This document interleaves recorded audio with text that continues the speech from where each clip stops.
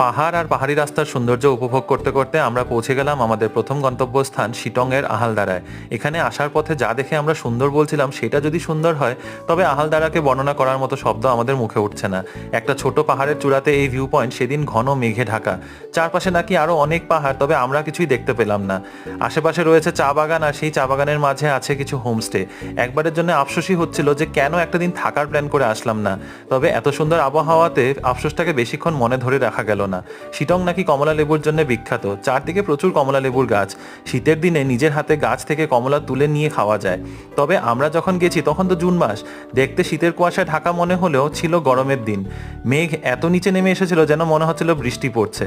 আর এই ওয়েদারে পাহাড়ে মোমো খাবো না, এটা তো হতেই পারে না। পাহাড়ের উপর মেঘের মাঝে বসে গরম গরম মোমো সাটিয়ে নেমে আসলাম। এর পরের গল্প আবার আগামী মিনি ব্লগে। এই পর্বটা যদি ভালো লেগে থাকে প্লিজ চ্যানেলটা সাবস্ক্রাইব করো। বাই।